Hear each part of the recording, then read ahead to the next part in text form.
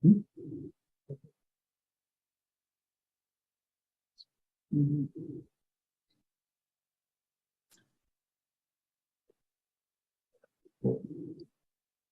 give me the signal, Michaela? Yeah, I'm just waiting.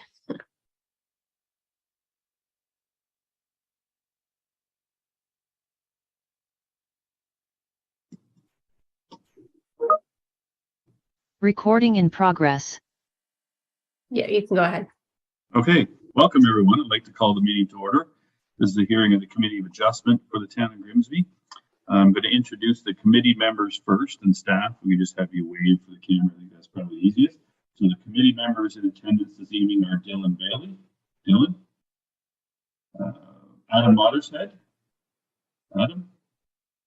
Danielle Beck. Danielle. And myself, Kevin Antoniadis, as chair. Staff members we have this evening are Walter Basic, Assistant Director of Planning. Welcome, Walter. Michaela Bray, Assistant Secretary Treasurer. Michaela. And Delara Abi-Wardine, Planning Administrative Assistant. Hello. Hello. So I'm just going to make some announcements and procedural overview here before we begin. So regarding live streaming, members of the public are advised that our meetings are live streamed by the Town of Grimsby. Individuals and media may be audibly and or visually recorded during this meeting. And as a reminder, all electronic devices are to be in silent mode during our committee meeting. For the purpose of the Zoom meeting, applicants will be placed in the waiting room until your application is heard. For the purpose of the application and relative correspondence, the purpose of the application and relative correspondence will be heard, following which the applicant will be given an opportunity to address the application. Any person concerned with the application will then be given an opportunity to speak. And at the conclusion of the discussion, the committee will render a decision and advise of any applicable conditions. Copies of the decisions will be mailed to the applicant and or agent and to any other person who files a written request. To request a copy of the decision, please email Michaela Bray, Secretary Treasurer at mbray@grimsby.ca.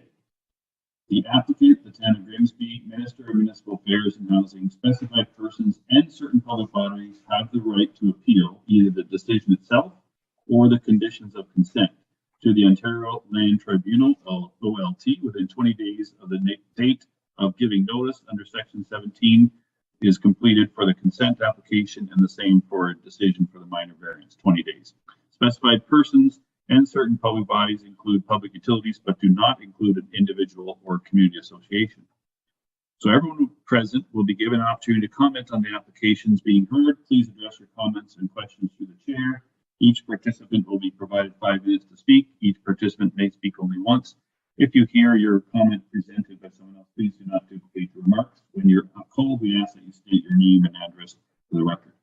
So agencies commenting on applications may request certain conditions be imposed. Voicing objections to these conditions will not adversely affect the committee's decision. All members of the committee have viewed the properties on the agenda tonight, and I'm disclosing I did not see the two, and are familiar with the lands that are subject to the applications, only because I'm away and I'm chairing the meeting, but I just thought I'd disclose that.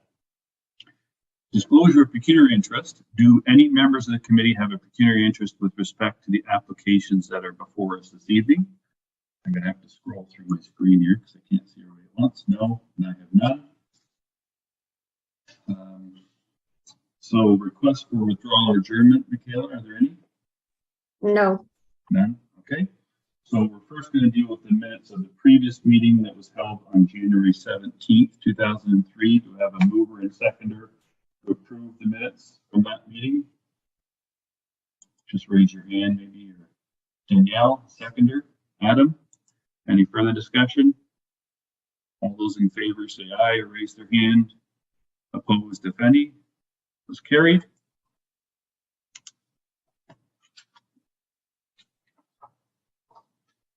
And then we're going to deal with the 3 applications this evening. First, we've got a minor variance on 36 Viking Drive tonight. So we're going to, the procedure will be as follows. So we'll have Michaela present the application via PowerPoint and summarize any of the correspondence that we've received on it. We'll ask the agent or their representative or the owner to speak to the application. Then open up to committee members for questions and or comments, and then ask if there are any members of the public. I don't believe we have any this evening, and then wrap it up with further questions. The motion will be read, and we will make a decision, which may or may not include conditions at that time. So first, we're going to move everybody into the waiting room with the exception of the first application, which is for 36 Viking Drive A03-23. And I'll hand it over to Michaela.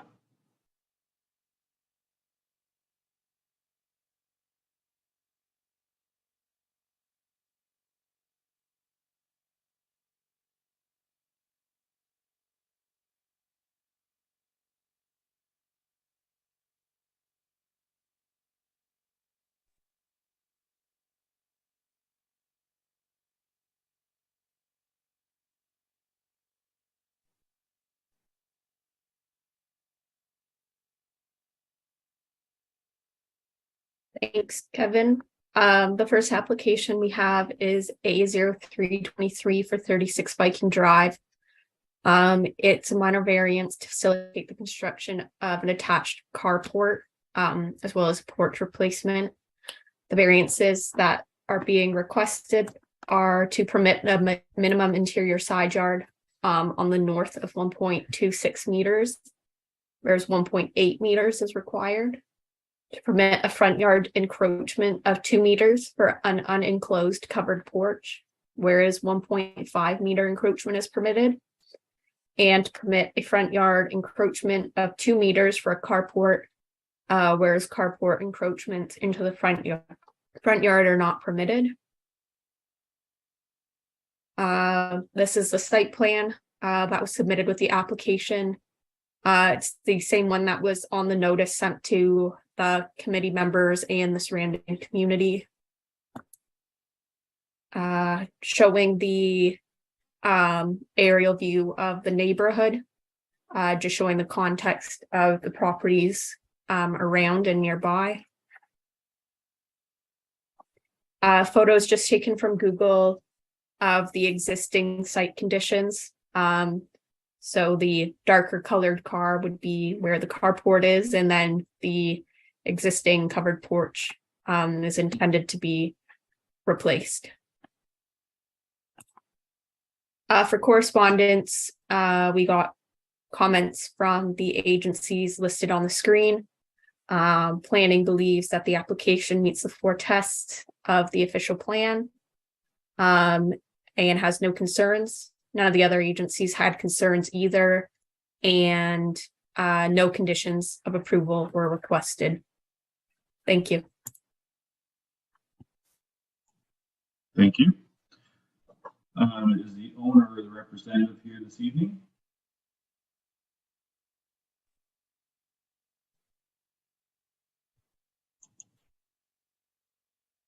I don't think the owners are. Oh, they're there. Hey, Wendy. Did you wish to add anything or respond to any of the comments raised?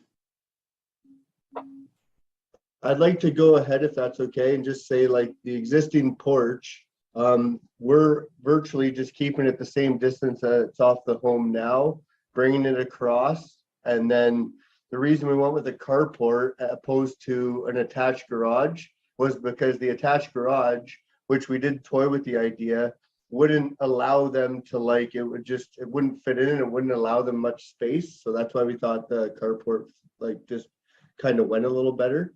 So that's why we chose to go that method. So. Okay, sorry, I apologize, Mike. I should have had you introduce yourself. You're representing the owner, right? Oh, I'm Mike. I'm representing Wendy and Robert, 36 Viking. No problem. Wendy or Robert, did you wish to elaborate at all?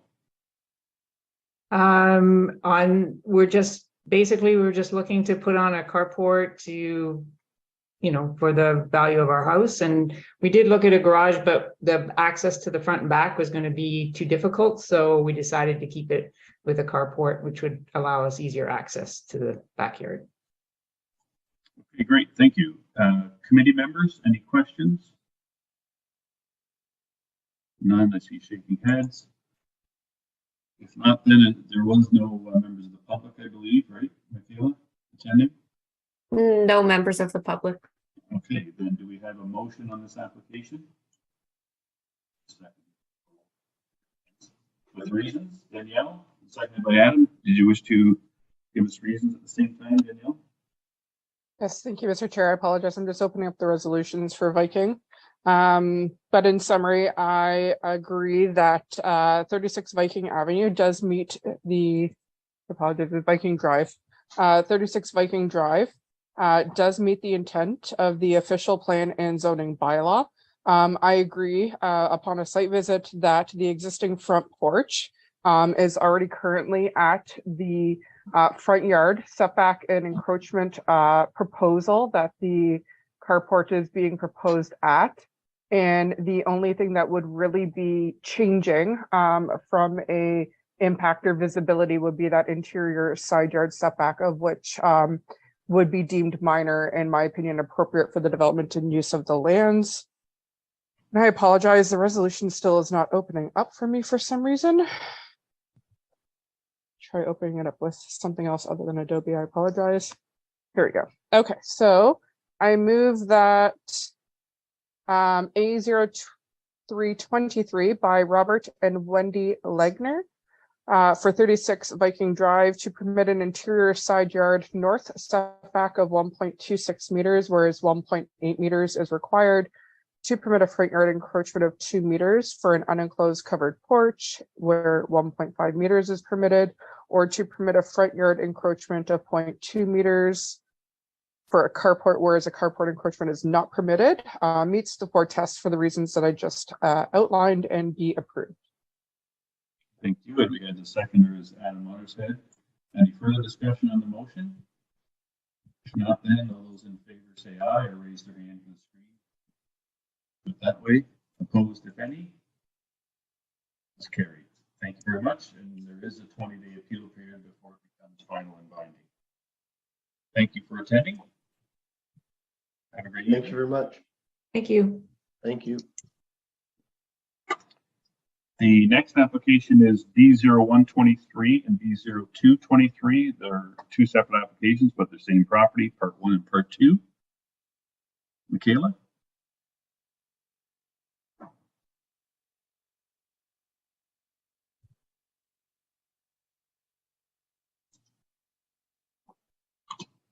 Is Jared there? Oh, there we go. Thank you.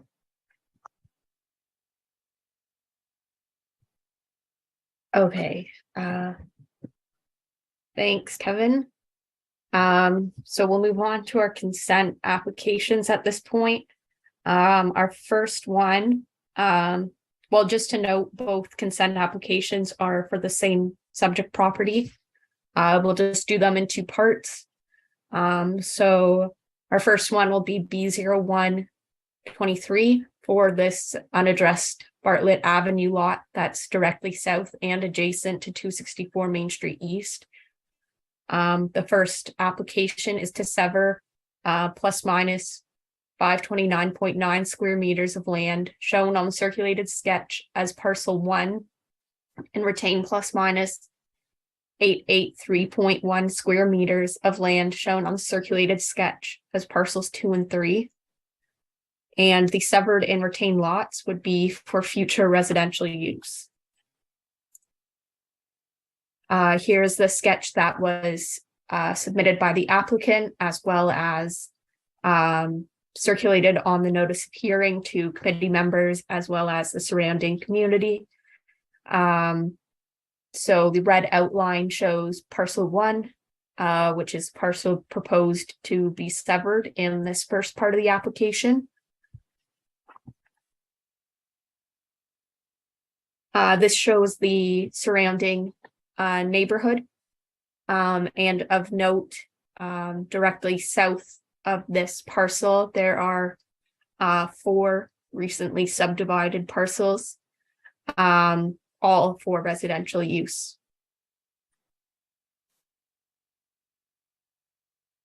Just showing the state of the property now, vacant, still contains vegetation.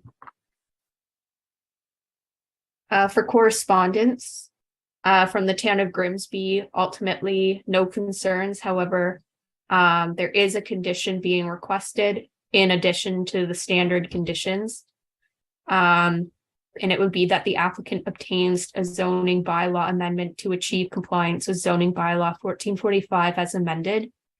And just to note, the applicant does have a concurrent zoning bylaw amendment application.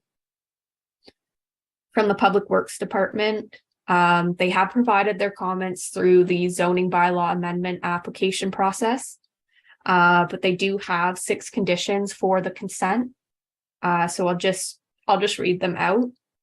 So the first one, the proponent is required to submit an overall grading plan for lots 1, 2, and 3 to the town. The grading plan must demonstrate that stormwater runoff will not negatively impact nor rely on neighboring properties. The drainage for each lot is to be self-contained and discharged to an adequate outlet to the satisfaction of the Director of Public Works. Please note that the grading plan is required to be completed by an Ontario land surveyor or engineer. The second condition, please be advised that parcel 1 is subject to an easement in the favor of the town of Grimsby for access and storm services. This condition will also apply for parcels 2 and 3. Condition 3, the proponent is required to submit an overall stormwater management report for review and approval of the Grimsby Director of Public Works, as well as Region of Niagara, but I'll get to that later. Condition 4, the proponent is required to submit a servicing plan accurately showing the existing and proposed servicing, so sanitary, storm, and water, to the town and deemed satisfactory by the Director of Public Works. Condition 5, the proponent must confirm that no existing utilities currently cross the proposed new property lines.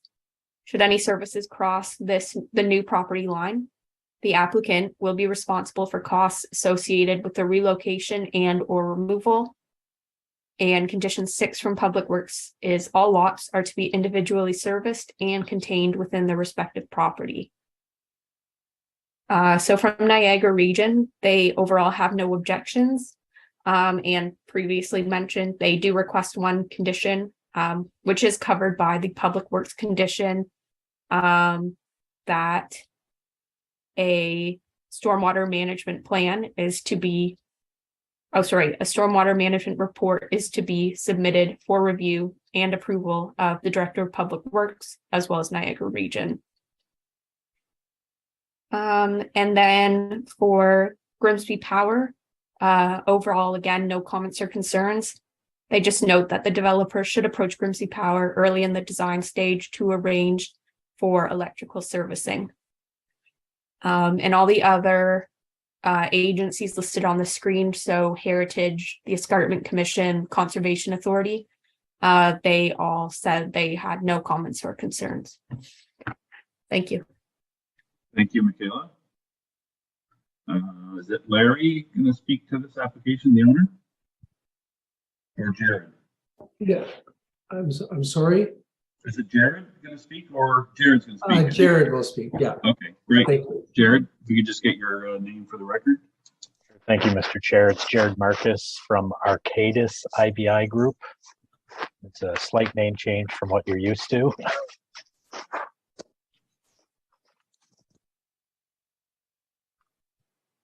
Mr. Chair, I had submitted a couple images to Ms. Bray, but I just noticed as she was speaking that the second image has the numbers mixed up. So I apologize in advance for some of the confusion that might cause. If I'm permitted, I could share my own version of it. I know there's sometimes concerns with that. Sure. Oh, Yeah, go I ahead. think it's fine.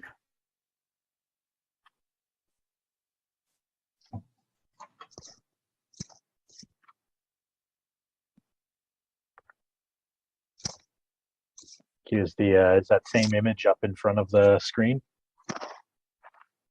Yep. Okay, great. Thank you, Mr. Chair, committee members. I'll try to keep my comments brief. This first image is just a neighborhood context. You'll have heard Ms. Bray provide a similar image and some similar comments. So you'll see the property boundaries are outlined in red, generally in the middle of your screen here. They have a frontage of approximately 52 meters on Bartlett Avenue, which is running from the top to bottom, north to south. The lot area is approximately 1,400 square meters. As Ms. Bray noted, there are no buildings on the property, and it's vegetated in its current state. You'll note that the predominant land use surrounding the property is of low density residential nature. On the east side of Bartlett here, you'll note a mix of newer townhomes and singles. To the south, you'll see outlined in this light green the recent zoning and subdivision approvals that were noted. Those are 4 single detached lots. To the west and northwest, you'll note older single detached subdivision. To the immediate north, there is a commercial property, and for full disclosure, Arcadis IBI Group is representing that landowner and have filed a zoning bylaw amendment recently, though it's not in any way attached or connected to the subject applications tonight. Similarly, you've got a commercial plaza on the east side of, this is going to keep happening, so I apologize for my screen. On the east side is a commercial plaza at the intersection of Bartlett, and then further north on Bartlett, you have some higher density residential uses. Lastly, you would likely have seen in the comments, there is an ongoing EA process for a potential extension of Bartlett Avenue, though you'll note that regional staff don't have any concerns with the proposed applications, and we don't believe that there would be any adverse or negative impacts from whatever decision gets made in the future on these applications. The next slide shows you in color the proposal before you tonight. Usually we find that color is a little easier to read than the small black and white drawings we submit with our applications. So you'll see there are 3 separate colors, green, yellow, and orange. The first application before you tonight is denoted by the S1 on the screen, and that's the green lot. So that's Severance 1. Severance 1 would create this green lot with a proposed frontage of 19.6 meters and a lot area of approximately 529 square meters. And that would leave a retained parcel of land, which would encompass both of S2 and the retained lot R, so the yellow and orange lots. You'll note a blue rectangle on the right-hand side of the screen, which is the north side of the lot. That denotes a proposed stormwater easement in favor of the town. That would encompass a future catch basin and storm lead to the municipal sewers on Bartlett Avenue. The second application before you tonight would create this yellow lot in the middle, and that's denoted as S2.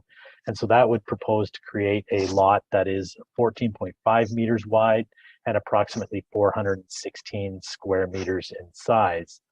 And lastly, that would leave a final retained parcel of land, which is the orange, and that one would be approximately 18.4 meters in size and 466 square meters, 18.4 meters wide rather. And again, you'll note the blue rectangle between the 2 lots. And again, that's a proposed storm easement in favor of the town for a future catch basin and storm lead that would run between the 2 lots. As Ms. Bray noted, a concurrent zoning bylaw amendment has been submitted for staff review.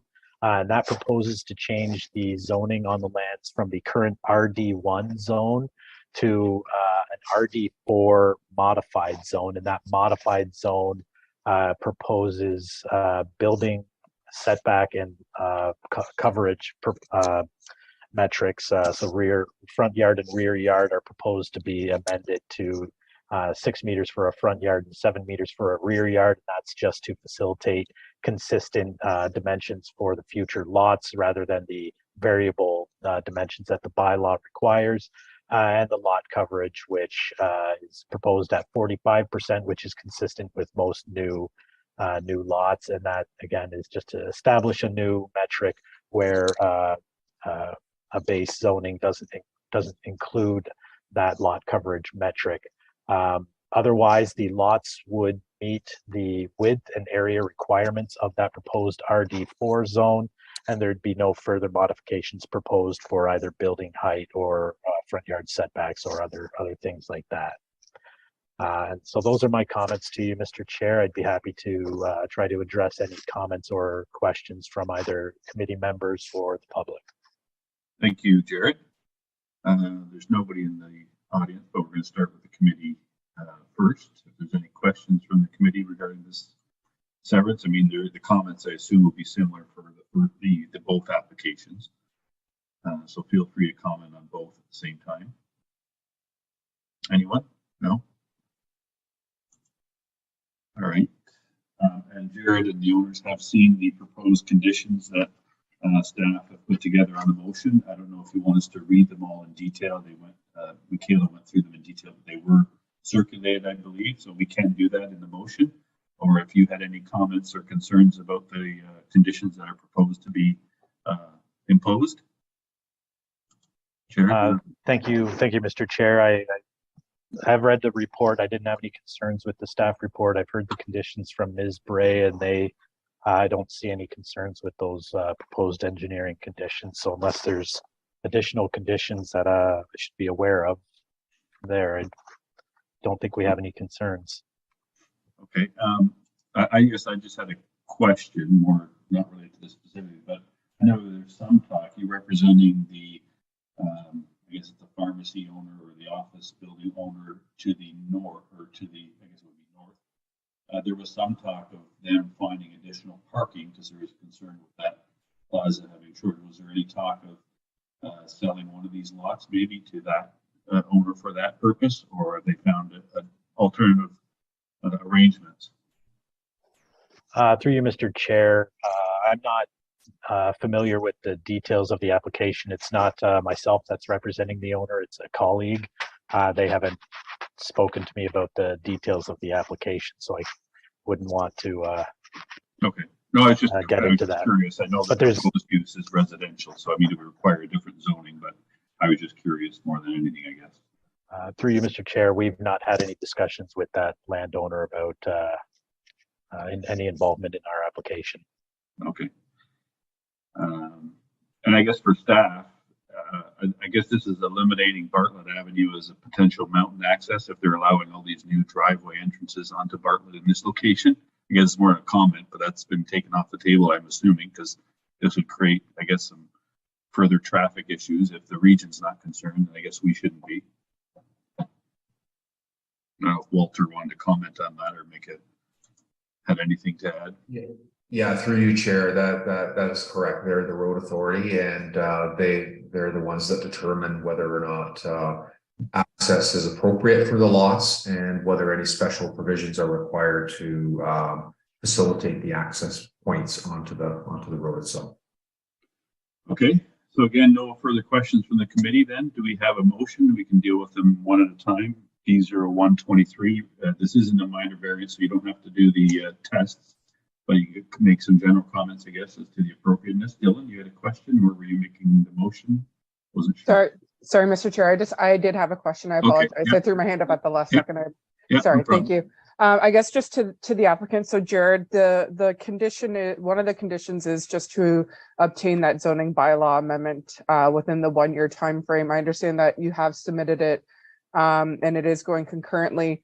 Confident that this is going to go through and have a decision within the 1-year time frame. I guess that's to you and staff. I just don't want to set you up as the applicant to have your severance lapse before you're able to clear the condition, basically. So just making sure that we're going to set you guys up for success to proceed on. So thank you. Sure. Thank you. Through the chair to member Beck, my understanding is it's a 2-year time frame for consents now with one of the Planning Act updates, I believe Bill 109. But nonetheless, we have, like I said, we've submitted the concurrent application. We have a public meeting coming up on Monday night for the zoning application. So, fingers crossed, public meeting, and then in the next month or so, we could be in front of Planning Committee for a decision and council ratification. So yes, I do believe we can address this condition. Okay. So And specifically to address the timing, we're required to render a decision within 90 days. So Michaela, we need to have our resolution updated, because it still says that it has to be cleared within that all conditions of consent be fulfilled within 1 year from the notice of decision. Yeah, That's through number the 3. chair, that probably just was a copying error. It's 2 years. I just wanted to double check that because I was confused, and with all the changes with the recent bills, I've lost track, to be honest, myself, and it's been a long day. So, okay, thank you. That's what I did. Just so 2 years, we're good. It's being processed. The OP allows for conditions of zoning bylaw amendments on consents. We're good to go. Thank you. Thank you. I thought Dylan had his hand, or were you making the motion, Dylan?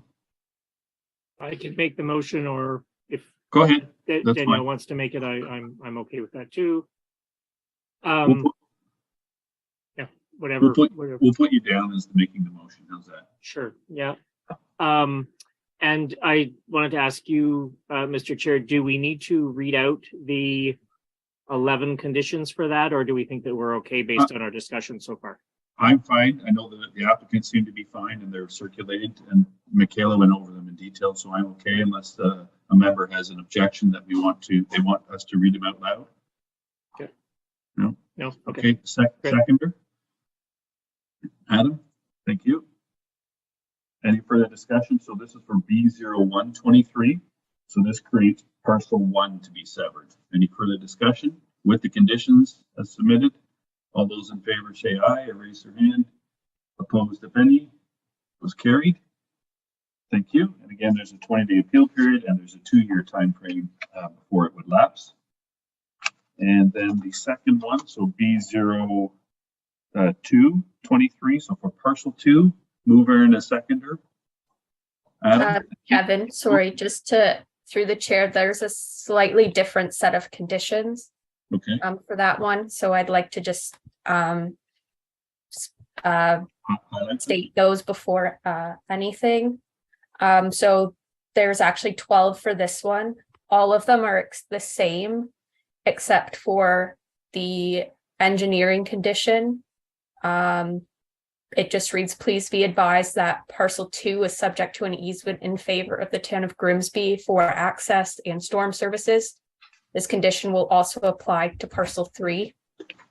So it's just very slightly different.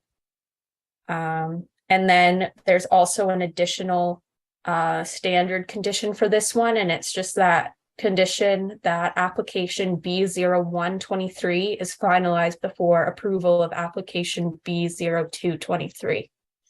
Otherwise, all the conditions from planning, public works, and Niagara region are the same.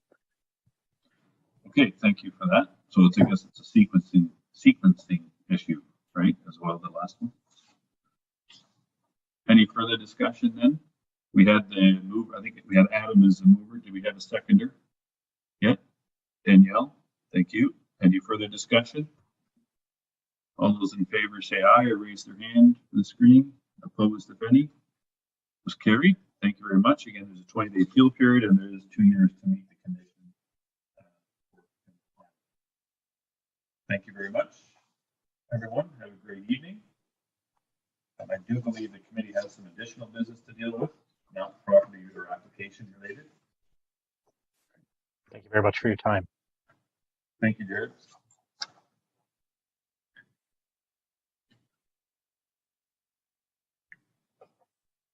Good evening.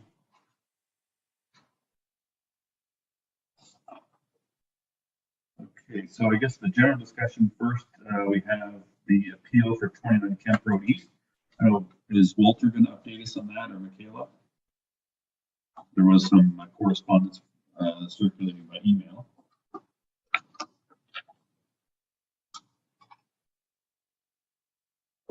Sorry, Kevin, could you repeat that? Sorry, I was just asking if Walter is going to update us on the appeal. So that's 20. Yeah, I wasn't through you, Chair. I wasn't sure what I thought it was just there as correspondence, and just so everybody else on the committee was familiar with the correspondence that was provided to staff and council for when it was being considered by council on Tuesday. As an update, again, whenever there's an appeal of a committee of adjustment decision, We present a report to council so that council can determine whether or not they wish to have representation at the hearing, at the Ontario Land Tribunal hearing. And they have an opportunity to determine what position they want to take with respect to or during the hearing of the appeal. I think everybody's familiar that that decision was appealed by, I don't know if it was considered at the last meeting, but the decision for 29 Kemp Road East for a minor variance for a hemp processing facility was appealed. The refusal was appealed by the applicant.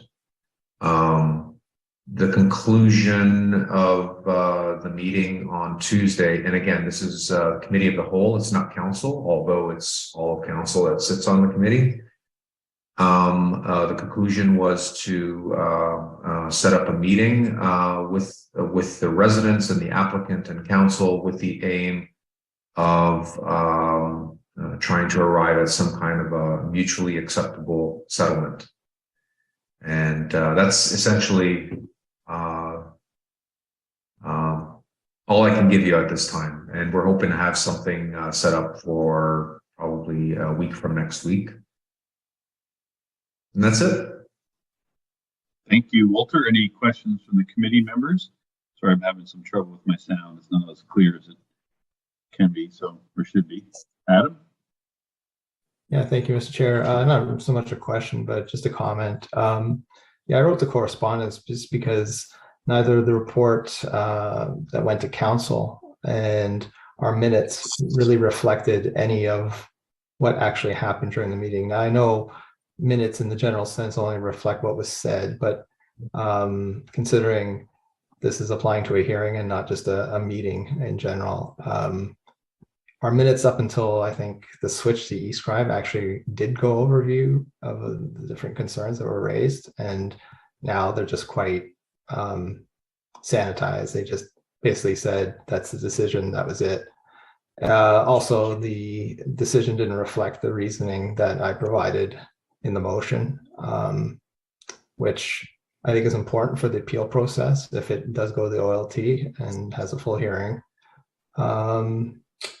And also, yeah, I just noticed that another option for, rather than putting in the minutes, is I looked at the City of Ottawa's decision. Their decision notice of the decision are quite extensive.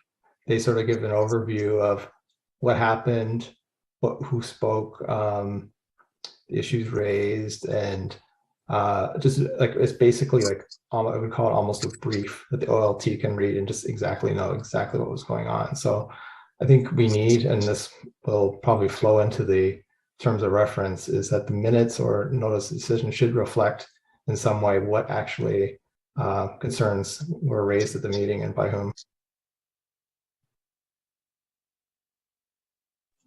Thank you, Adam, for that. Dylan, you had your hand up? Yeah, just I think perhaps more for my own sort of knowledge process wise.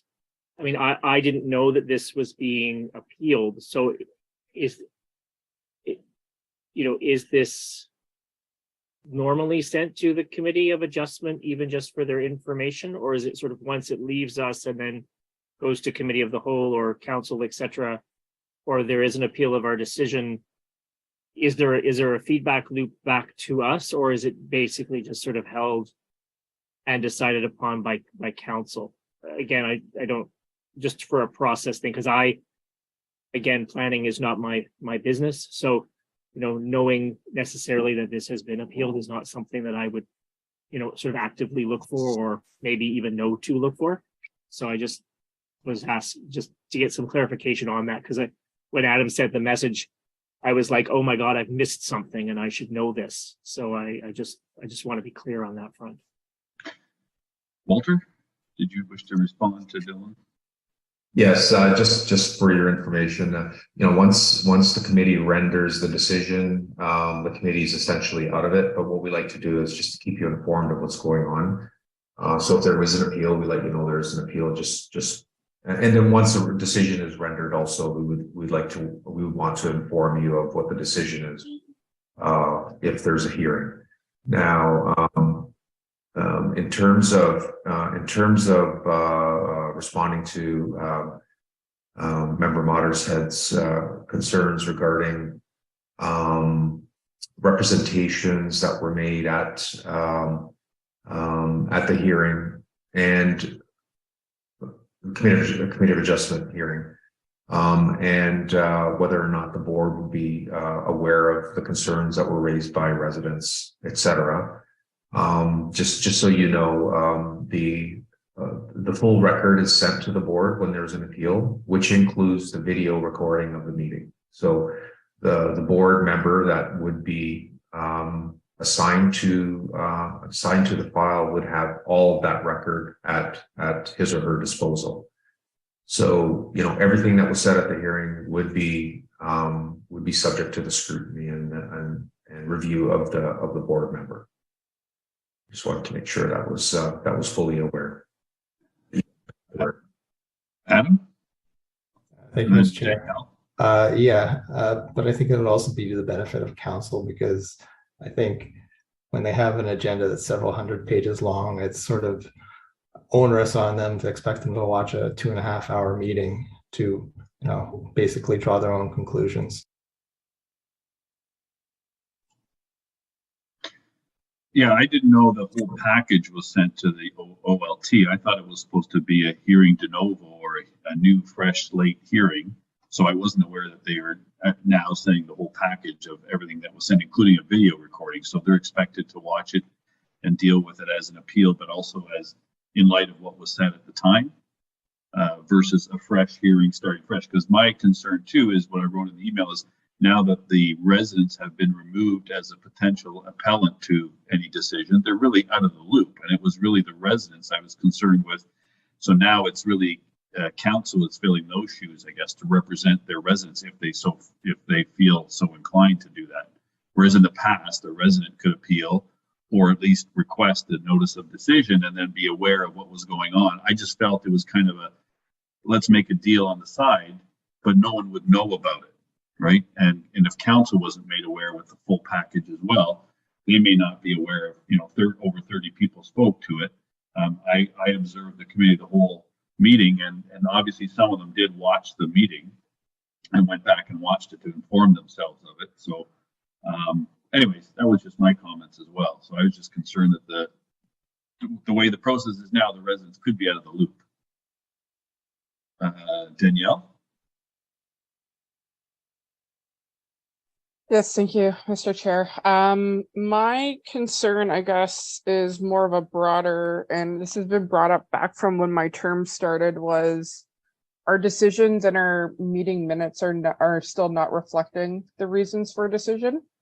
And it was something that even our chair notes have been revised to add in, specifically requesting the members to state our reasons for decision, because that has changed even from my tenure on the committee. And I know that was something that, stating back from John, and Nancy was a stickler for it, and she even would interrupt our meetings to make sure she got our reasoning. So we have to make sure that our notices are complying with the Planning Act to set out the proper reasons for the decision. Because whether or not it gets appealed or not, our notices right now don't comply, in my opinion, don't comply with the Planning Act. So that's just on all of our applications on a broader range, which additionally I think would lead to, you know, a similar, if something was appealed and then heard at committee of a whole and then council, assumingly that decision would make it into an appendix of that report and then advise the council or committee further on that. So I just wanted to state that, and I think Adam, you had brought that up in your correspondence, but I think that that's something that we've discussed on many fronts, and I think that we're, as a committee, we've made that adjustment to make sure that we're including those decisions, so it should start being reflected in decisions and minutes going forward. So thank you, or Member Beck. Again, the question I have for you, and I hope hopefully everybody will be able to weigh in, and just to so we can get a feel for where everybody's head's at. But how extensive should it be? Meeting in what the act says essentially is, how did any public input affect the decision that was made? Yeah, Sorry, I think that there's two parts. I think there's one that talks about 4518A is this sets out the reasons for the decision, and 4581B contains a brief explanation of whether or not public input impacted the decision. So there should be two parts that are included on the decision. Right. The reasons for the decisions are the 4 tests, right? But don't we have to quantify Those are in those? every decision. Those are in every decision. Yeah. Right. But I how- believe we have to, but I think we have to how sensitive- quantify those. Right. So what a lot of decisions say is there was public input, and the public input was taken into consideration in rendering the decision. Just simply that. Okay. So how extensive do the members of this committee feel this this should be addressed? How detailed should the notice be in terms of how public input impacted the decision, and should we go beyond the 4 tests in terms of the reasons for the decision? I would offer the comment, it depends, because in this case, I think more would have helped only because we went against the decision of planning staff recommendation. So that makes it even trickier. So I think in this case, it would have helped to have a little bit more substance to the notice because we went against planning staff recommendation, right? Whereas most of the time we're in concurrence with you if you're even for a negative or a denial. So I guess that's a wishy-washy. It depends. Like the last 2 we had this evening, I don't think you're going to need much more than, the 4 tests were met. Thank you very much. The reason I asked the question specifically is because unless it's part of the resolution, there's no way to determine whether or not there's a consensus of all of it. So all of the items that were identified in Member Mottershead's email, that was not in the resolution. And there's no way of determining, unless that is in the resolution and you vote on it, whether or not there's a full consensus on that entire list.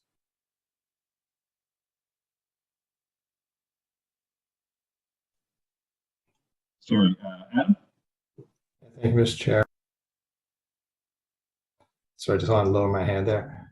Yeah, when I actually did make the motion, I articulated it with the reasons, and like I say, like Member Beck said, it's just not about does it pass the 4 tests, yes or no. You have to sort of say the why and the how. It's just like any other matter that goes before a court or something like that. Did the person break the law, yes or no? It's not the question. They have to articulate how or why they did. So yeah, that's why I gave the full list of reasons. Yeah, that's why I was asking, was it in the resolution? And was that? Yeah, yes, it was.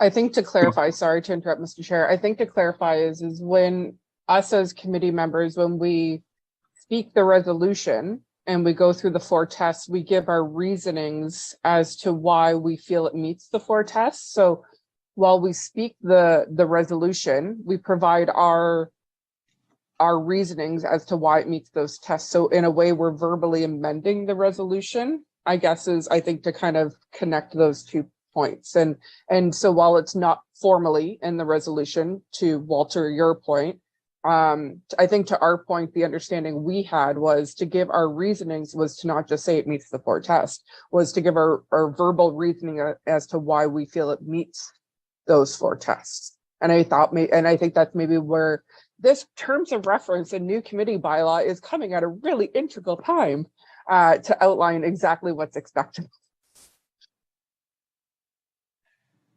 Thank you. Anyone else? No? Okay, and then maybe Walter, just to wrap up for Dylan's benefit on what typically happens in the case of an appeal. Not necessarily this one, but in most cases or all other cases.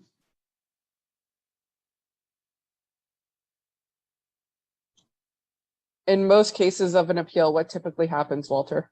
You're cutting really badly in and out, Kevin, sorry. Yeah, I'm sorry. I'll try it again without video. Yeah, I couldn't sorry. make out one word you said. No, sorry. Is this better now? Yes. Okay, so I was saying for the benefit of Dylan and for us now as well, a refresher on what typically happens in the case of an appeal. For the committee's benefit, we're just circulated a notice that it was appealed. Correct? Did anybody make that out? I heard, are we just circulated a notice of appeal when an application is appealed? Or what is to be expected when a committee of adjustment application is appealed? Yes. Oh, okay. Yeah, it would be, again, best practice just to inform you of an appeal, and it would be best practice to inform you of a decision once it's rendered. That way it'll help you. And again, every decision is an education, right? By the Ontario Land Tribunal. So that would be also one of the main reasons why we would let you guys know what the decision was, because it would inform your future decision-making process. Yeah, sorry, through you, Kevin. I just wanted to, just to sort of clarify, because I wasn't sure if that sort of goes on to onto an agenda, or Michaela will send us sort of a notice of appeal FYI. So do you know what I mean? You know what I mean? I just wasn't sure how that was communicated to us, because like I said, this one sort of caught me off guard a bit, and I kind of felt like I should have known this. But again, I may have missed how it was originally communicated. So I just wasn't sure how it's normally done, or how to sort of look out for that information.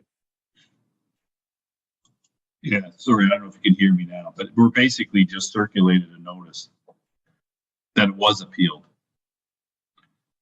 right? And when the date is. So sorry, through the chair, I don't think I was notified that this one was appealed. No. Yeah. I'm just going back through all my emails. Sorry, and sorry not to cut you off, Danielle, but I guess that was sort of the source of my question, because I wasn't sure if I had missed something and needed to do anything or not. So this one may have just simply been missed because it's, there's lots of stuff going on. I understand. So I just through you, Chair, that's on us. We should have let you know. But again, once you render a decision, you're essentially out of the process. Right. It was more an FYI.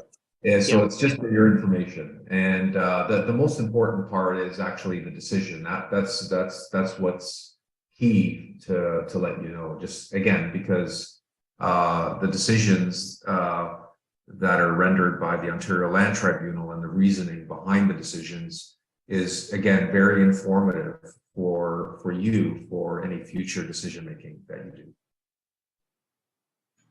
If I could just ask, when those are circulated, or when we're told sort of FYI that something is being appealed, will there be obviously at the end when there's a decision by the OLT, but when that comes through, will we be given the information? I guess it depends on timing as to whether or not council, you know what I mean? If council will be represented, or if they've decided not to do anything with it. I'm not sure how that affects necessarily the outcome of the OLT decision. If council sort of doesn't send anybody or provides no comment except for the package that has to go, or just so we have some idea that that'll be part of that sort of FYI information. Okay. Yeah. So whenever there is an appeal for you, Chair, it's important that council have the option to determine whether or not they want to be represented and take a position regarding the application at the hearing. So that's why council gets involved. But again, officially, the committee of adjustment is out of the process once the decision is rendered. And again, it's for information, and again, it's on us that we didn't provide you with the notice of appeal. Again, hopefully we'll do better in the future. Yeah. Again, the main thing is the most important component from an educational perspective is the decision. We circulate the decision once it's rendered. Right. And in this case, like I said, it's because we went against staff recommendation. Whereas if you had recommended a denial, or staff, and we denied it, it would be a different, I guess, case for council, because you would be supporting, or council would be supporting staff in their recommendation to deny it. So if the owners appealed it, does that make sense? It was a little different this time because you suggested, or staff suggested, approval, whereas the committee denied it. Adam? Thank you, Mr. Chair. The other issue, and I think Mr. Basic just basically touched on a little bit, was regarding the circulation of the notice of decision. I think my memory serves correct. Nancy would send it almost like a draft version before it was actually circulated. So if these notices are being signed on our behalf electronically, I think we should be seeing them before they're actually committed to the public and the applicant. Agreed. I would tend to agree on a going forward basis. That might be a good idea, especially since the meetings are being held electronically and we don't have papers with original signatures on them. That's what you're referring to, I'm assuming, Member Motter said. So the fact that we're doing the meetings electronically and we're passing resolutions that may or may not have been written down and assessed by all the members, just done verbally over the internet. Going forward, I think that might be a good idea. Actually, I agree. Okay, I don't know if anybody can hear me now, but do you want to move on to the next item?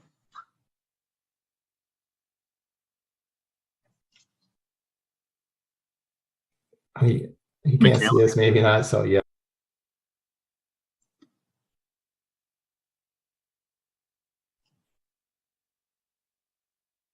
Michaela?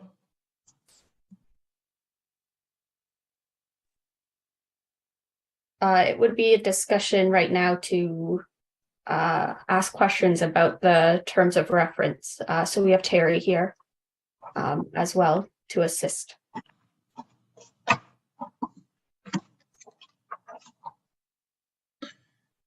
I don't know, Terry, I don't know if you can hear me or not.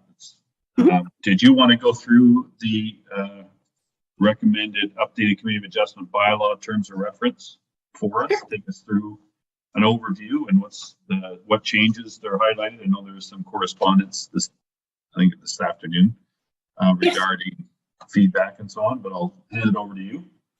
Okay, great, thank you.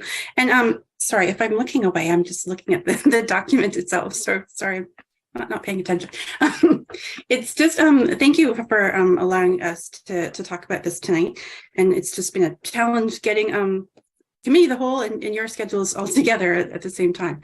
So what we've really done is taken a look at the bylaw that we have that was dated from 1991 and then added, as you know, with the 1999 component with the consents designated to the Committee of Adjustments. So we're just trying to update it with respect to the current Planning Act and also make it aligned with the process that the town has established for all of our advisory committees. They have a certain format that they want us to all follow. So that's why you'll see this format for the terms of reference for them. And just to update the document, really, it's kind of a bit of a hodgepodge right now. And we also have electronic meetings and stuff like that. So there's just some tweaks and stuff like that we're just trying to make for the document. So I'll just start going through the bylaw itself to start us off. And really this one, it just talks about the bylaw from 1991, the bylaw from the region that delegated the authority to the committee. And then in the 99 bylaw that actually from the town that submitted put the authority onto the Committee of Adjustment.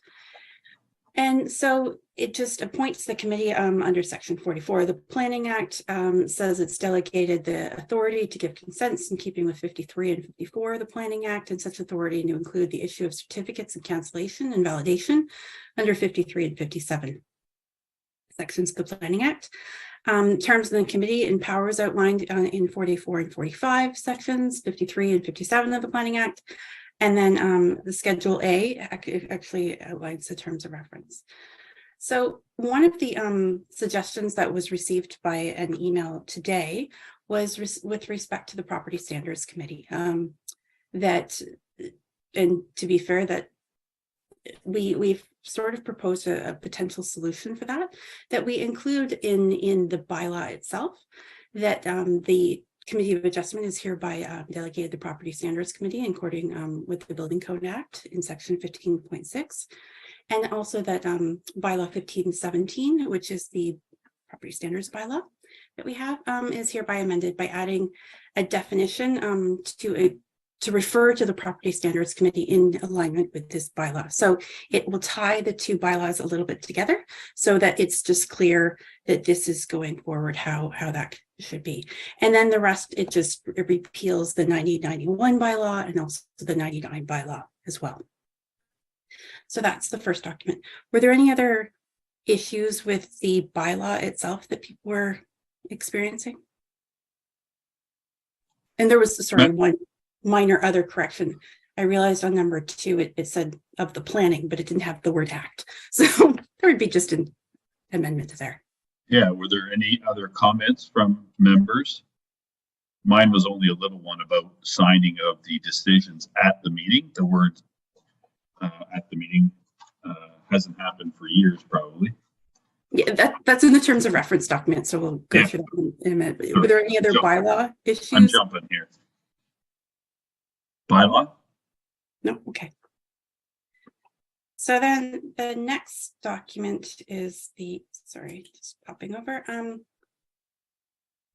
And we had our legal staff provide a lot of advice on these, just to make sure it's in keeping with what we have. It's just in keeping with the Planning Act, really. So it just talks about the definitions, will be the Committee of Adjustment, has the definitions. Many of these are from our normal procedural process bylaws. I think the one addition was meeting chair, as sometimes you have the chair there and sometimes for attendance reasons. It just tries to clarify that whoever's the meeting chair is really the one making some of those processes later on. The rest of them, I think, are pretty self-explanatory. It talks about the purpose and mandate. So it just talks about Committee of Adjustment, referring to the bylaw that we just talked about. It's a statutory provision under the Planning Act. It also refers to the Building Code Act and public hearings for the purpose of making decisions for the minor variances, consents, extensions, enlargements of legal and non-conforming uses, building structures, and the property standard order appeals. And it's governed by the Planning Act. So under authority, it talks about those sections under the Planning Act that refer to Committee of Adjustment procedures.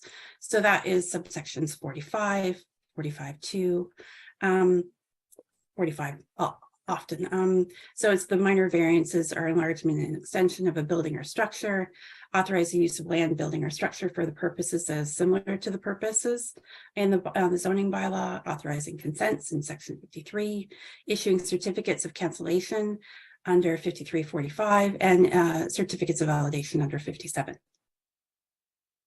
One thing I might propose, just with respect to the Property Standards Committee, is adding an additional section there to say that the committee has, in accordance with provisions of the Building Code Act, the authority to perform the Property Standards Committee functions in accordance with section 15.6 as suggested there. The composition and term just talks about that it be not fewer than 5 members appointed by council for the term of council and until until their successors are appointed, just like we are right now.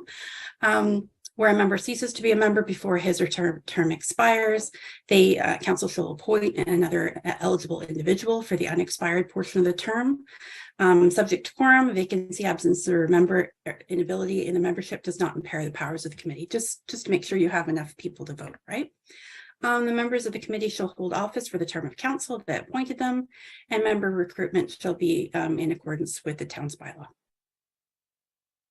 So then it goes to roles and responsibilities. So it talks about the election of the chair and vice chair, and it talks about the members should elect the chair among the voting members. That would be for as well as the vice chair. And they are, when they're absent or through illness or otherwise, the committee may appoint another acting chair member. And that person would hold that position for the term of council. This is long, so I'm not sure. Do you want me to stop at this point, or did you have any, or do you want me to just keep on going? I think you just highlight it and then we open it up to questions or comments. Okay. Okay. So the next is just the chair's position. So it just goes through some of the, I'm not going to read them all. It just talks about just the responsibilities of the chair, the vice chair, committee members, and the secretary treasurer. Now, this is probably the point where some of the early discussions that we're having, that might be somewhere we might want to amend slightly with respect to some of the decisions and also the minutes and stuff like that. I'm not sure we want to refer to every single point, but we can refer to sections of the Planning Act because it's quite long in those sections. So we might, it currently refers to section 4410, but we might refer to maybe section 45 as well. That might be a potential suggestion there. Then it talks about staff. So planning department staff would facilitate and provide comments. There's agendas. It talks about agendas will be posted to the town's website no later than 48 hours prior to the meeting. The minutes and reporting. The meetings will take place monthly where possible, and it talks about as consistent date and time. Calling of meetings will be called by the secretary treasurer or the chair. Notice talks about following the regulations. Cancellation of meetings, and that would be through the chair, vice chair, or secretary treasurer. Location of meetings. We did look at having electronic participation included here, so it is reflected. Application information, draft conditions. It should be, it just talks about what is required there, and then it goes into meeting procedures. That's section 15, and it just talks about the step-by-step processes that are pretty common, I think. The one, I think, Kevin, you had noted that committee members concurring on the decision of the committee shall sign the decision at the meeting. So we might want to change that slightly to talk about electronic as well. Talks about quorum, a simple majority of members. So we're 3 members for a constituted quorum for the 5. And then it just talks about processing. So if not enough members are there within 15 minutes, there has to be a decision on quorum. Talks about conflict of interest, the code of conduct, remuneration, I'm sorry, I say that word wrong every time, and review. So just every once per term or as needed. Thank you. Any comments from the committee or questions? Adam? Yeah, thank you, Mr. Chair. I'll just go through my annotated document here. Some of it are just going to be minor corrections or questions. Sure. Under section 3, purpose and mandate, it says authority is delegated to the committee to council.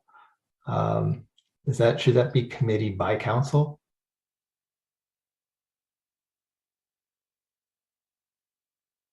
Sorry, by council. So. Okay.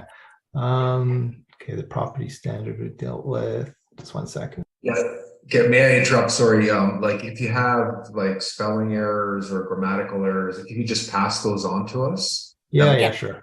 Okay. We don't need to discuss. I think there was only one or two. That was one of them. In terms of election of chair and vice chair, the chair and vice chair shall hold the appointed position for the term of council.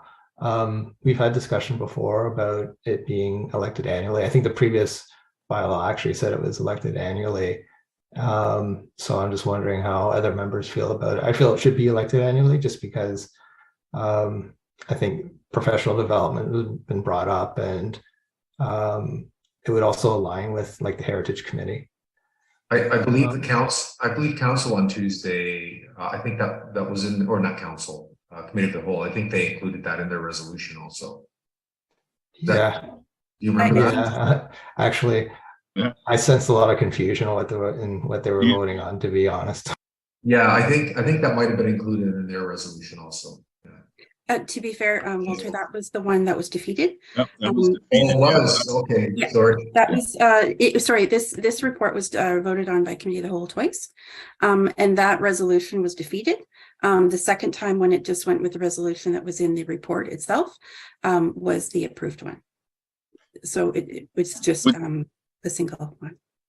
I did notice that, but I'm okay with actually doing it annually. But I'm just wondering if council defeated that, would the committee be able to, at their own discretion, ask for a vote every year if they wanted to? Just like Adam says, I don't mind someone else taking the chair for a while if they feel that they want to prefer for professional development purposes, etc. So can we do that though if council specifically said no or defeated that? Yeah, the chair can, through you, chair. The chair can resign after each year. So okay. That would automatically force a vote. Yeah, that's fine. Okay, because I know it was annually, I believe, at one time many years ago, and it kind of drifted to this 4-year thing. But I'm fine either way. Dylan? Yeah, I think under the Statutory Powers Procedure Act, we're given the power to determine our own procedure. I mean, subject to council. Yeah. Okay, sorry I asked for Dylan, but I think Adam was still going through. Sorry, I apologize. Go ahead, Adam. No problem. Okay. As in terms of 6A, roles of responsibility of the chair, I highlighted to announce the business before the committee in the order which was acted upon. My comment on that was that maybe add in that to read out the opening statement in the meeting overview process. And my next comment was to enforce on all occasions the observance of order and decorum among the members. I sort of think just restricting it to members should also be the public, so maybe to any person. And same thing for the following: to call by name any, it says member, but any person refusing to comply with simplified procedures in order the person to vacate the place of the meeting, in case we get anyone's unruly in-person meetings, or as we've seen on Zoom. Yeah, I think we've had 1 or 2 of those. So, sorry, Adam, can I just clarify there for a second? Yep. It talks about you wanted to add to and to enforce on all occasions the observance of order and decorum among the members and or the public. Is that correct? And what was the second point as well? I'm sorry. Yeah, and the second one, you can change any member to any person and order the person to vacate the place. You never know. It could be staff. Maybe you should add staff in there too.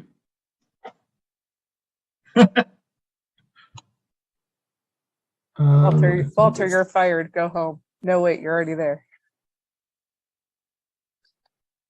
Next one would be under the minutes and reporting. It says committee of adjustment minutes will be provided to council to be received for information. I wonder if we can put approved committee adjustment minutes, because although there was instances where minutes were going to council or committee of the whole before they're actually approved by us. In most cases, it's not a problem, but in case there's a correction or something like that, it sort of causes a disconnect between what we have on as approved minutes and end up in the agendas and the minutes of committee of the whole while that's going away in council in the archives. May I ask a question of clarification? Maybe this is for Walter as well. Just the timing of the minutes. You have your meeting once a month, and then you would go have the minutes the next meeting, which is usually after committee of the whole. So that would make those minutes not go to committee of the whole potentially for 6 weeks. And then should there be an appeal, they might get a report for an appeal prior to when they've even seen the minutes. It might just be a sequencing thing. Not that I don't understand the intent. I'm just questioning that. That's all. Adam?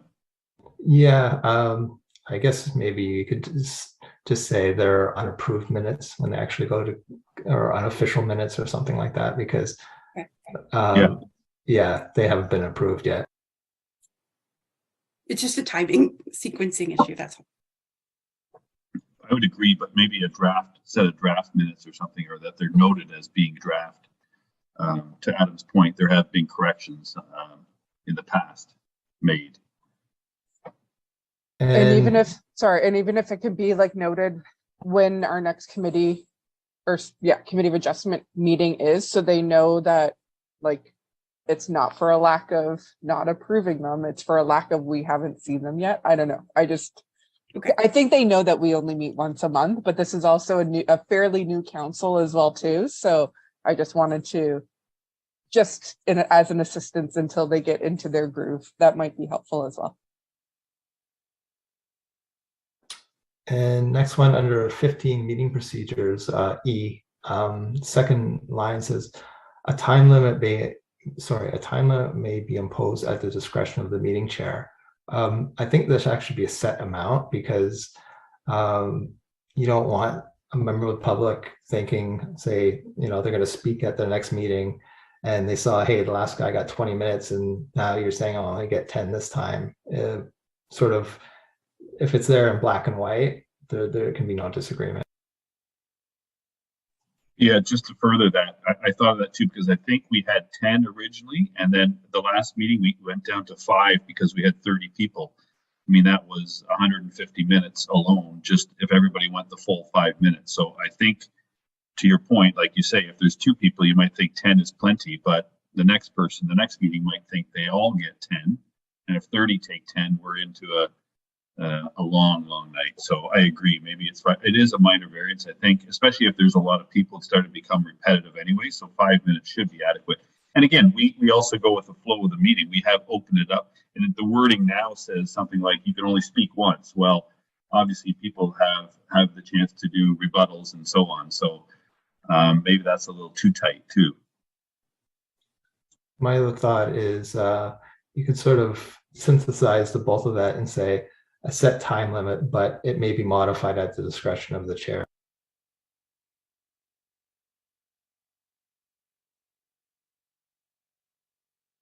So sorry, so we just say a set time limit may be imposed, and then because I think that was the reason when we were talking to legal advice, they said if you have a very set timeline and you have a very full agenda, it might be too much time or too little time. So that's why we kept it a bit broader, that it might be imposed. Right. Sorry. Through you, Chair, and it's also important to recognize that we have a procedural bylaw that applies to all of our committees and council, and we just want to make sure that whatever we do here, it's also consistent with the procedural bylaw that applies to everybody else. Okay, and my final one is on, I guess it's the meeting procedures, 1 second. Yeah, under K, last sentence, in instance of a tie, the motion is defeated.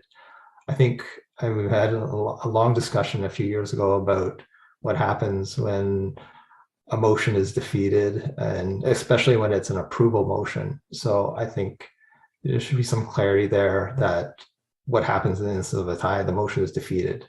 Do we ask for another motion, or do we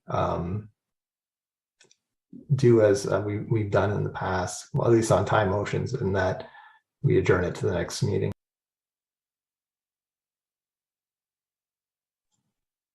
Yeah, Terry, there's a long history on this one. We have discussed this one at length. Because a tie is a non-decision was John's opinion of that. Because if, in theory, if the first motion is defeated with a tie, the second motion, if one is made to do the opposite, is also defeated through a tie, then you really have a non-decision. I guess that was the theory behind it. So we have spent a lot of time in the past on this topic. I heard it was a particular topic of interest for the committee. So, sorry, to fix what we have here, is there a specific addition or What's the suggestion? Dylan, did you have your hand up for this one? You have some insight? Oh. Well, sorry, no, and not to interrupt Adam, but just on this point here, mine's much earlier, but on this point here, just again being a late sort of interloper on that discussion, but to me that's something that's probably more than maybe just some wordsmithing here is what I'm guessing. So I don't know if legal has to take that away and interpret what actually the act means and what the actions have to do with it. But I mean, obviously I'm going to turn it back over to Adam. He may have a great solution. Yeah, not a solution. Maybe I'm going to add to the problem. Yeah, because that the planning act says that the decision shall be concurred by a majority. So, like I say, where we have a defeated approval motion, we'll have to, assuming there's an odd number of members, generally proceed. We need to dispose of the application somehow in accordance with the act. So, yeah, we would have to pass an approval motion. I'm just thinking, okay, how can we word this differently? Just give me a second here. I did talk to the lawyer about this specifically, and she thought it was pretty obvious that if it's a tie, it's defeated. That's typically how those are handled. But this was the wording that she provided. Yes. In that, to give you as much flexibility as possible, but still recognize that that this has been an issue for the committee. Right, and this was when this issue came up previously. The conclusion was that a tie vote is a defeated vote. Okay. Yeah, a defeat of the application or a defeat of the motion? That's what I wanted clarification on, because it says here in the instance of the tie, the motion is defeated. So a new motion needs to be brought forward still, because the tie could be a result of conditions, could be a result of something else. So a new motion could still be brought forward. And if we're still at a stalemate, then we could put a motion to deferral until such time that something could change, whether a number of member numbership or if something changes with the application to change the voting. So what I think the issue is before, in the instance of a tie, the application was denied. It was, I think, the defeated motion resulted in a denied application was, I think, what we were having issues with before. I think this wording is okay. The motion fails, which would result in a new motion being required to make a decision on the application until a decision by majority is reached, whether in the positive, the affirmative, or the negative. So does that make sense to everyone? I think this reflects what we were arguing about before, and I apologize because I think I was a caveat to that argument before. So sorry, but I think that this is appropriate for what we're trying to gain. Yeah, I was just going to add maybe wording that a defeated motion is not a decision. I don't know if that would simplify it or not. A defeated motion is not a decision of the application, but a defeat or a tie or a defeated motion is a decision of that motion, though. Yeah, so it would be a defeated motion is not a decision on the application. Does that work for you? We'll put the suggestion forward. Yeah, leave it to legal counsel, I think, at the end. So then, sorry, Dylan, I know you have, so all of this conversation again to bring us back, what, like 2 years ago with Antonetta and everyone else.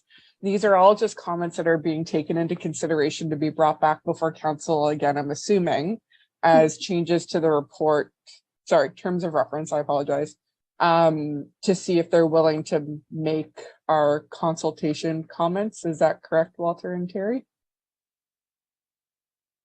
To be fair, I was going to, whatever changes you're proposing tonight, I was going to bring back to legal to make sure that they were satisfied with them, because in the end, this is a legal document. We want to make sure it's as appropriate as possible. Sorry, yes. And then and assumingly.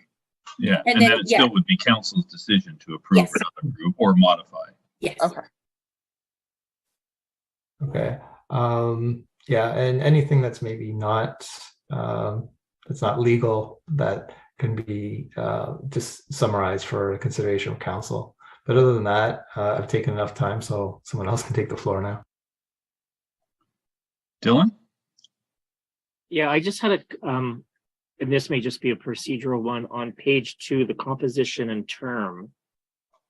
Does there need to be, and I'm not, and I apologize, I'm not 100% sure as to how all of the bylaws are typically written at the town, but I know that there's it's sort of connected to the policy for lay member participation in committees and boards. And the only reason why I say that, and I think I communicated it here, is that the latest approved version of that, just as one of the points, is that no committee will have someone serve more than 2 terms, basically. And so I know that that is a much more detailed document in terms of terms, but I wasn't sure if there needed to be a link, or if there should be some kind of link back to that policy in the terms. You see what I mean? Just in case, like, I just don't know if this has to be very, like, if this terms of reference really needs to be high level, or if or if that policy should be mentioned under that section, you know, when sort of getting into specifics. This was something that we talked to our clerks department about. I think that's a general proviso that they have for most advisory committees, generally. But this is a statutory committee, and as you know, specific knowledge is very helpful on this committee, and having that input is pretty vital, as well as having some consistency on the committee. So having a clear shift every 2 terms might not be appropriate in the case of this committee. So we did refer to talk to the clerks department about that. So we can refer back to them to see how that will be mitigated between the other provisions that they have in other bylaws, as well as this one, because it is, we recognized it after I think your email pointed out, but it might not be appropriate in the case of this committee. Okay. All right. I mean, yeah, like I said, I think in my message, I'm all for sort of term limits, and I know that sort of 8 years is a long time, but depending on how things are structured, having a completely new committee of adjustment may be a rough transition, most likely more for staff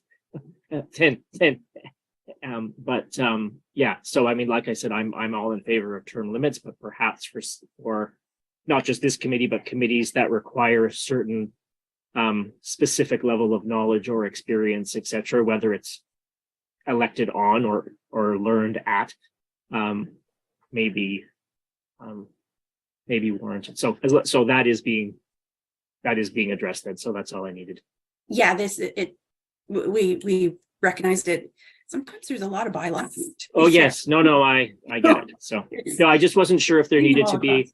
I just wasn't sure if that in these like terms of reference, if other policies dealing with terms and conditions, if it needs to be referenced or not, or if it's just the assumption that once that topic is broached, the how of doing it will be addressed elsewhere in the town. So and that's something we're going to be talking to clerks about, but I don't have a definitive answer to that at this point.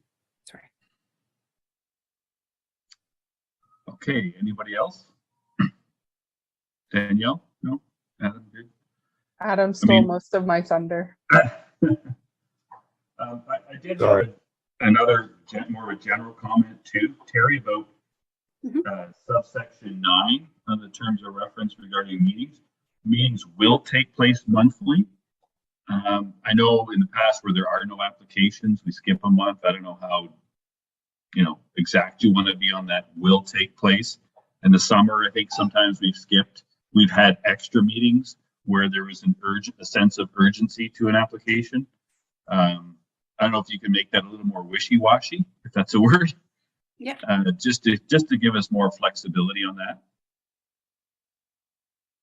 Kevin, I think that also helps us with number 12, the cancellation of meetings. Okay. Number 12, because it talks about that the chair, vice chair, secretary, treasurer may cancel or reschedule a meeting if there are no applications to be heard at that meeting. So I don't think we need to hold the meeting because I think that gives us the opportunity to cancel. Right. But I do agree that if we need to hold more than one meeting, then I think allowing maybe a more permissive, like meetings shall take place monthly, or, that planning lingo that we love to throw around, or at a minimum or maximum of something like that. I was going to suggest the word generally. Meetings will generally take place monthly. Right. There you go. Let's throw some more ambiguity into planning these days. I've had a long day, can you tell?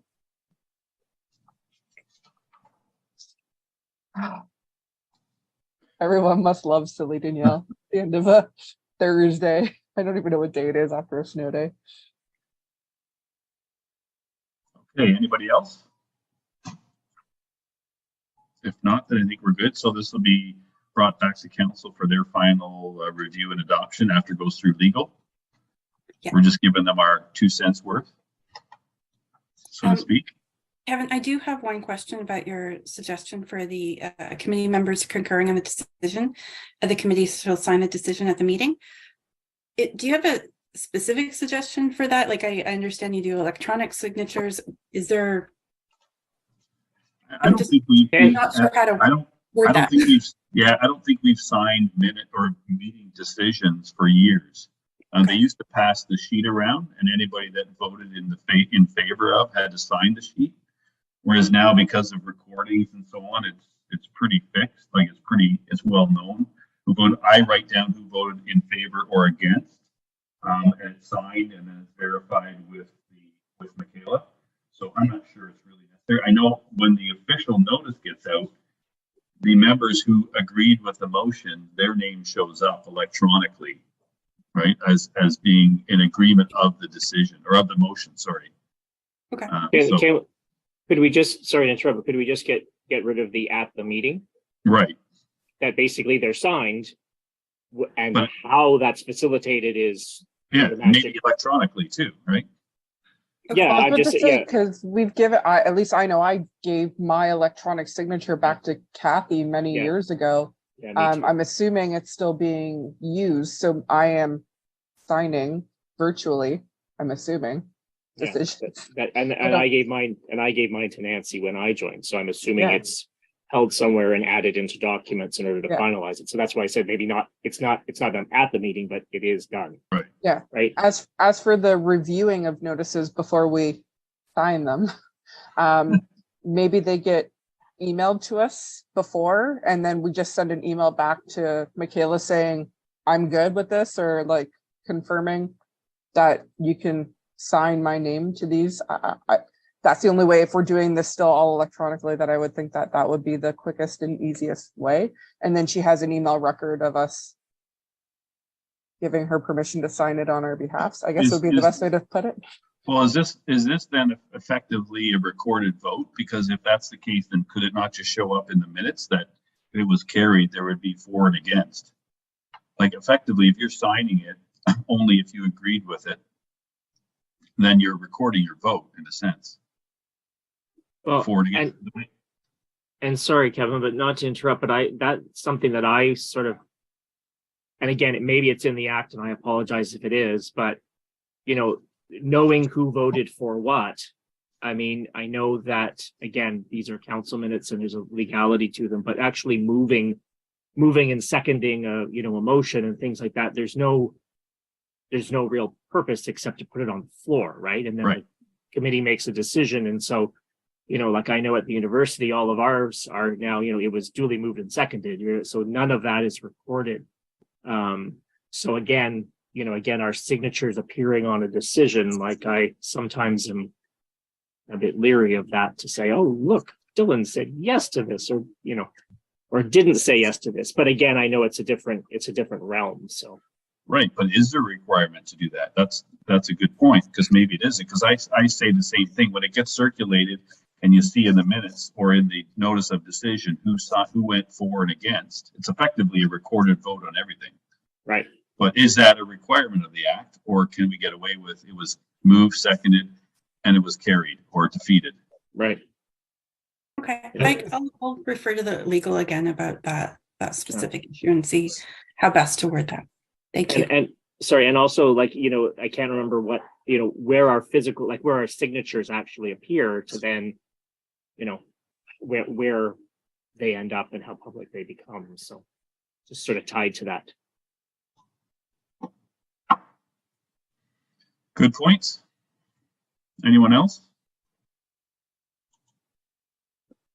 If not, then is there any other business, Michaela?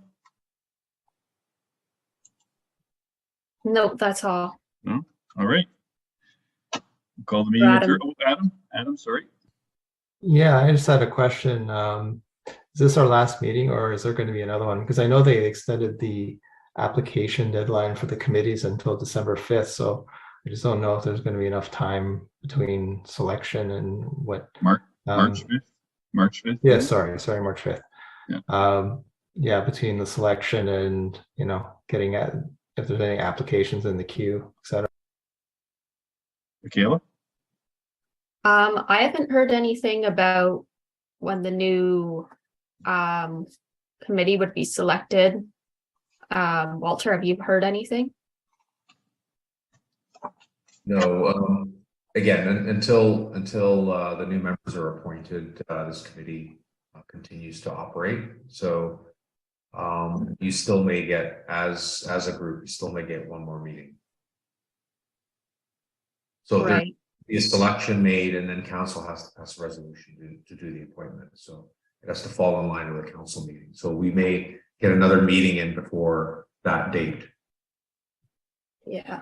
And just on that note, we do have to move next month's meeting again because of a budget meeting. I just remembered. So we may as well settle it now if people are available too. The dates I got would be Wednesday, March 22nd, Tuesday, March 28th. Sorry, I'm in the wrong month. Oh, same days. Wednesday, March 29th or Thursday, March 30th. So basically the next day or the next week. Adam? I would vote for the next day. As I say, just keep the consistent within the same week. If as long as 3 people can come, then it doesn't matter to me. And we've effectively lost her, right? So we're down to 4. Yeah. Right. So we need at least 3 to. Sorry, just to confirm, so that would be Wednesday, the 22nd instead of the Yes. 21st. Yeah, that's fine with me. Move it up by a day. Okay. What- And what- Wednesdays aren't the best for me, but I can try to make it work. What about you, Kevin? I'm fine. I was going to add something about recognizing Herb's service as well. I know there's some email correspondence going around, but is there something we could do as a committee, either formally through a motion or does staff or does the town recognize him, or is there was some talk about nominating him for a civic award of some sort? So I don't know if the committee wants to deal with that now a minute before we adjourn.